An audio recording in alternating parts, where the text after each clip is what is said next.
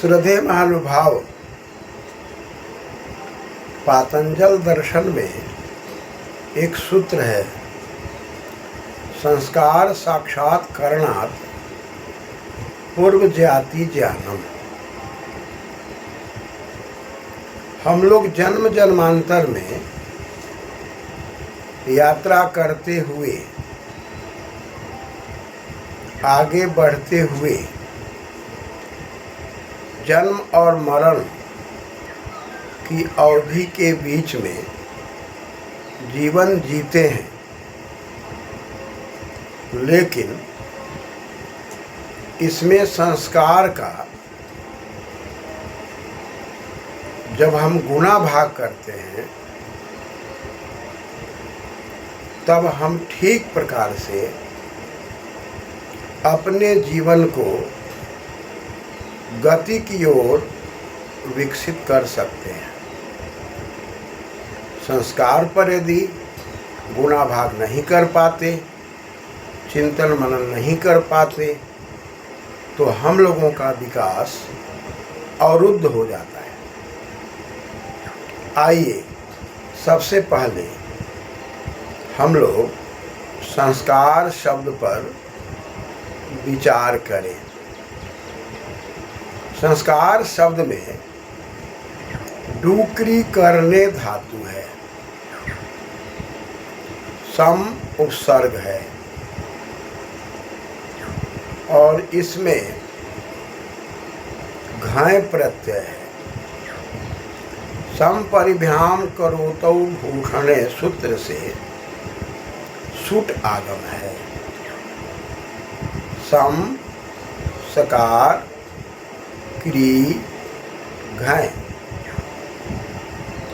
अनुबंध लोप होकर मकार को अनुस्वार होकर क्री को वृद्धि होकर संस्कार शब्द निरूपित है। संस्करोति इति संस्कारः। हमारे आपके जीवन में जो कुछ भी विकास की बात की जाती है, विस्तार की बात की जाती है, और विस्तार की बात में जो हम लोगों का जन्म जन्मांतर से कर्म फल के आधार पर जो हम लोगों का स्तर बनता है, उन सब का सम्मिलित रूप संस्कार है। सम में सोत अनुकरणे धातु है और डमु प्रत्यय लगकर अनुबंध लोप होकर सम शब्द निरूपित है, जिसका मतलब है स्यति इति सम। जो विस्तार दिखाई पड़ता है वह सम है, और उस विस्तार के होने में हम लोग जो कुछ भी करते हैं वह करोति है। लेकिन सुट आगम होने से सूत्र में बताया गया भूषण अर्थ में। भूषण अर्थ का मतलब है भूष अलंकारे धातु से ल्युट प्रत्यय लगकर इव को अन होकर भूषणम शब्द बनता है। जहाँ भूषण का मतलब अलंकार, अलंकार का मतलब है सजाना। हम अपने जीवन को विस्तार करना चाहते हैं तो हमें सजाना पड़ता है। सजाने के लिए हमारे आपके पास दो प्रकार की शक्तियां हैं, आत्मिक शक्तियां हैं और बाह्य शक्तियां हैं। बाह्य शक्तियों में हम भौतिक साधनों का प्रयोग करते हैं, जिसमें हम शरीर की सजावट करते हैं। लेकिन आत्मिक शक्ति का आधार यदि मजबूत होता है तो बाह्य सजाना शोभनीय लगता है। लेकिन आंतरिक शक्ति मजबूत नहीं है बाह्य जगत में हम कितना भी सजा लें, हम लोगों में उदंडता पैदा होती है। और आंतरिक शक्ति को सजाने के लिए हमें वेद मंत्रों की दुनिया में जाना पड़ता है। और वेद मंत्रों की दुनिया में जाने के लिए एक मंत्र है, अंगात अंगात संसर्वसी हृदयात अधिजायसे। हमारे अंग अंग से, हृदय से मिलकर जो विचार स्रवित होते हैं और उन विचारों के आधार पर जो हमारा आचरण बनता है, उस आचरण के आधार पर हमारी वाणी के अंदर बोलने की सुमधुरता होती है, व्यवहार कुशलता होती है।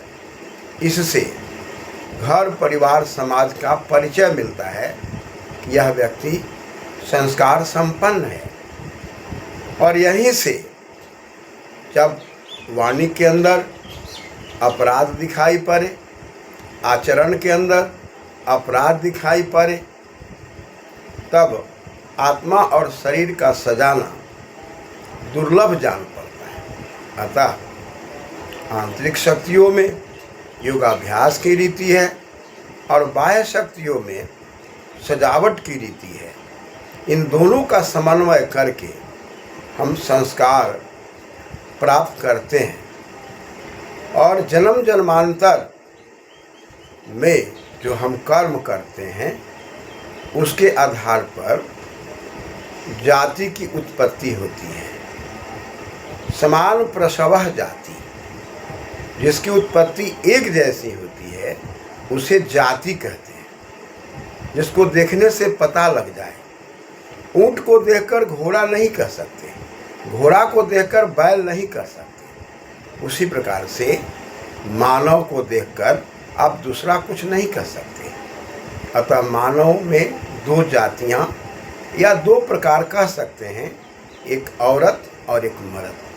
दोनों का स्वभाव अलग है, दोनों की आकृति अलग है और दोनों के संस्कार भी अलग अलग होते हैं। लेकिन जब दोनों के संस्कार जब मिलते हैं, समान ख्यानो भवति मित्रम, जिसका परिचय जिसका ख्यान जब एक जैसा होता है तब वो दोनों मित्र कहलाते हैं। और ऐसे मित्र पतिर्नो यश संयोगे यजमय जीवन जीने लगते हैं, तब ये पति पत्नी बनते हैं। और जब ये पति पत्नी बनते हैं तब इन दोनों के माध्यम से जो उत्तराधिकारी आते हैं उनके अंदर वैदिक शक्तियाँ, यज्ञ की शक्तियाँ, वाणी की शक्तियाँ, आचरण की शक्तियाँ होती हैं। परिणाम उत्तराधिकारी पूर्ण और परिपक्व अवस्था की ओर होते हैं। ये संस्कार से ही संभव है। धन्यवाद।